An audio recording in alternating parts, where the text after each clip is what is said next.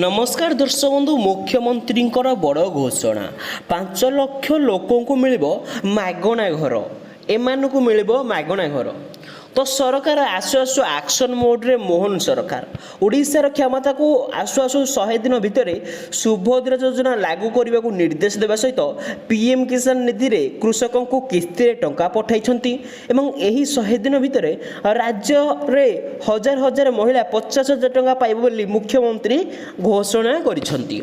एहारे भितर पुणी एक बड़ न्यूज आछि प्रधानमंत्री आवास योजना संपर्क में नुआ अपडेट आसी। प्रधानमंत्री आवास योजना रे एबे राज्य में 5 लाख नुआ घर निर्माण करने को योजना कर सरकार। ए योजना रे केउ माने लाभवान पाइबे आसंतु जानिबा।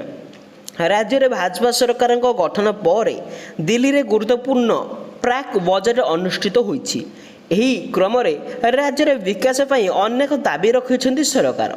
सबठार गुरुत्वपूर्ण भावे पीएमएवाई योजना 5 लाख घर मागिछन्ति। उप मुख्यमंत्री केबी सिंह देव 5 लाख घर पाई केंद्र बजट रे आवंटन करा जाऊ बोली कर्णबंधन करिछन्ति। केंद्र सरकार अनुमोदन कले राज्य में 5 लाख हिताधिकारी को मागणार घर जोगाई दि जाई पारे। प्रधानमंत्री आवास योजना माध्यम एभली लोकों को सहायता प्रदान कर जाउछि। जो माने घरटी तैयारी करने को आर्थिक भाव असक्षम अछंती एहिभली लोकमानक पई आवास योजना माध्यम धनराशि प्रदान करा जाउछि एवं हिताधिकारी एही योजना लाभ उठाइबा पई आवेदन मध्य करूछंती। प्रधानमंत्री आवास योजनार लक्ष्य होछि गरीब जनसाधारण को पक्का घर जोगाई देबा।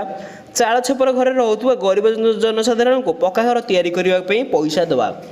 तो दर्शक बंधु आपण एही पीएम आवास जने योग्य हिताधिकारी कि नहीं निहाती आमको कमेंट करी जणातु। धन्यवाद।